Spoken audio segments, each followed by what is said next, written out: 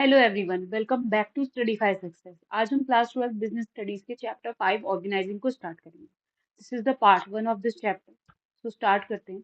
सबसे पहले जानते हैं कि ऑर्गेनाइजिंग होता क्या है, ऑर्गेनाइजिंग का मीनिंग क्या है। So organising refers to the process of identification, classification and coordination of work to be performed by establishing reporting relationship between the people. Organising का क्या मतलब है? ऑर्गेनाइजिंग वो प्रोसेस है जिसमें आइडेंटिफाई किया जाता है, क्लासिफाई किया जाता है, कोऑर्डिनेट किया जाता है काम को जो परफॉर्म किया जाना है। और कैसे कोऑर्डिनेट किया जाएगा, आइडेंटिफाई किया जाएगा, क्लासिफाई किया जाएगा? रिपोर्टिंग रिलेशनशिप एस्टेब्लिश करके लोगों के बीच में, और उनकी रिस्पॉन्सिबिलिटीज को सेटअप करके और अथॉरिटी को सेटअप करके ये पूरा प्रोसेस किया जाता है। So as to collectively integrate the human efforts for the successful achievement of organizational objective। और ये क्यों किया जाता है? ताकि जितने भी ह्यूमन एफर्ट्स है उनको कलेक्टिवली इंटीग्रेट किया जा सके, एक साथ लाया जा सके, जिससे कि सक्सेसफुल अचीवमेंट हो ऑर्गेनाइजेशनल ऑब्जेक्टिव्स का। Hence, organizing is responsible for organizing किस लिए responsible है? Implementation of plans into action। जो plans हैं उनको action में लाने के लिए, उनको plans को implement करके action में लाने के लिए। It decides by whom, how and where a particular task will be performed। और ये भी डिसाइड करता है कि किसके द्वारा किया जाएगा, कैसे किया जाएगा और कहाँ किया जाएगा काम। तो दिस इज ऑर्गेनाइजिंग। फिर नेक्स्ट है organising process.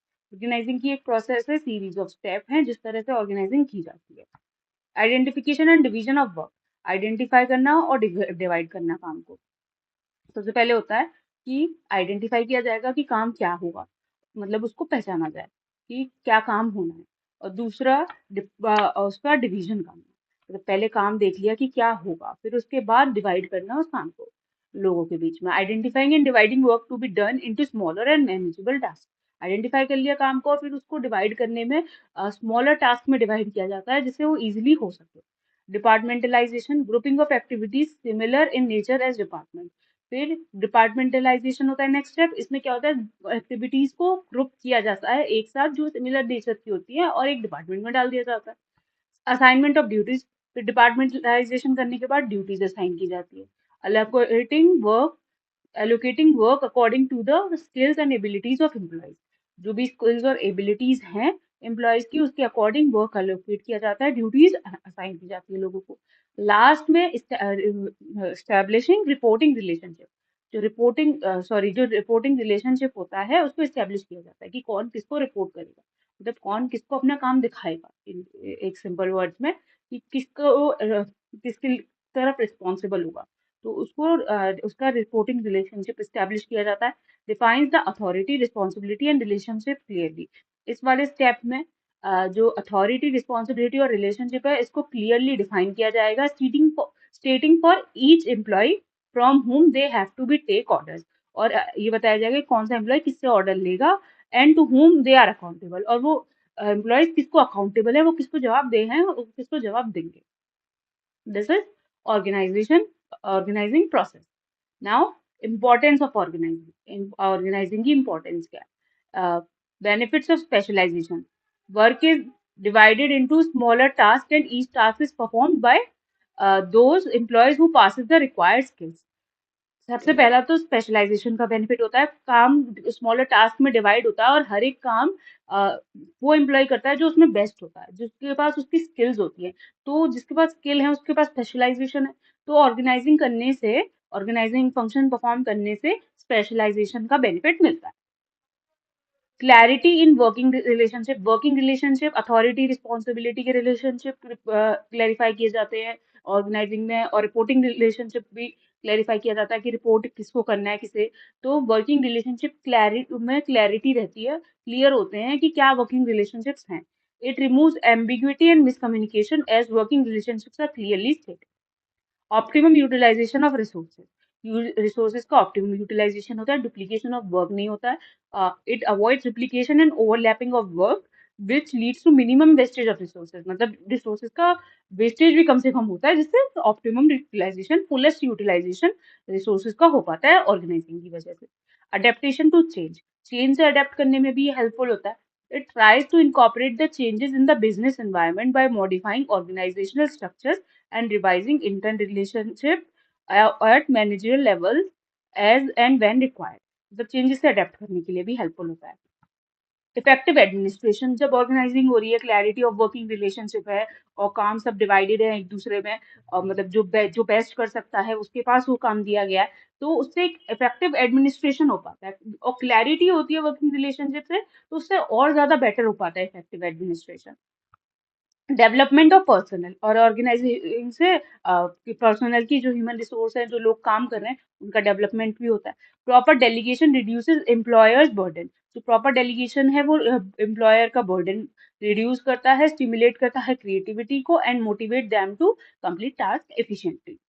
Expansion and growth, next है एक्सपेंशन और ग्रोथ में हेल्पफुल होती है. It helps in growth and expansion by incorporating changes in the business environment. Organising से जो बिजनेस एनवायरनमेंट के अकॉर्डिंग चेंजेस है वो इनकॉर्पोरेट हो पाते हैं, जिससे एक्सपेंशन और ग्रोथ के चांसेस बढ़ जाते हैं. नेक्स्ट टॉपिक है, ये थी इंपॉर्टेंस ऑर्गेनाइजिंग की. अब है ऑर्गेनाइजेशनल स्ट्रक्चर. ऑर्गेनाइजेशनल स्ट्रक्चर का क्या मतलब होता है कि कोई भी ऑर्गेनाइजेशन है उसका एक पर्टिकुलर स्ट्रक्चर होगा, उसके कुछ रूल्स वगैरह होंगे, उसका कुछ स्ट्रक्चर होगा कि एक स्ट्रक्चर टाइप का होगा कि ऐसे ही काम होना है, इस तरह से काम होना है, किसको कौन किसको रिपोर्ट करेगा, इस सब ऑर्गेनाइजेशनल स्ट्रक्चर का पार्ट होता है.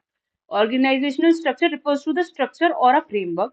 ऑर्गेनाइजेशनल स्ट्रक्चर एक स्ट्रक्चर है या फिर फ्रेमवर्क है within which various operational and managerial tasks are performed, जिसके अंडर बहुत सारे ऑपरेशनल और मैनेजरियल टास्क परफॉर्म किए जाते हैं. किस फॉर्म में किए जाएंगे उसको ऑर्गेनाइजेशनल स्ट्रक्चर कहा जाता है. It adds in the proper coordination of human, ये किसमें हेल्प करता है, प्रॉपर कोऑर्डिनेशन में हेल्प करता है. किस किस चीज की कोऑर्डिनेशन, ह्यूमन की, फिजिकल की और फाइनेंशियल रिसोर्सेज की.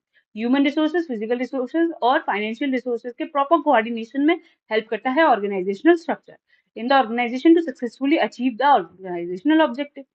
It is an indispensable means without which an organization cannot work. ये एक indispensable means है, इसके बिना ऑर्गेनाइजेशन काम नहीं कर सकती. स्ट्रक्चर के बिना अब कोई भी कहीं भी भाग रहा है, ऐसे काम थोड़ी होगा. कोई एक प्रॉपर स्ट्रक्चर होना चाहिए, तो बिना ऑर्गेनाइजेशनल स्ट्रक्चर काम नहीं कर सकती. The organizational chart shows the organizational structure of an enterprise. Organisational chart organisational structure को एंटरप्राइज के ऑर्गेनाइजेशनल स्ट्रक्चर को शो करता है. Span of management is the number of subordinates that a superior can manage. एक term है span of management. Span of management का क्या मतलब होता है कि एक सुपीरियर के अंडर कितने सबऑर्डिनेट्स होंगे, कि एक सुपीरियर है, कोई एक बॉस है, तो उसके अंदर मैक्सिमम कितने लोग होने चाहिए, वो कितने लोगों को सुपरवाइज करेगा.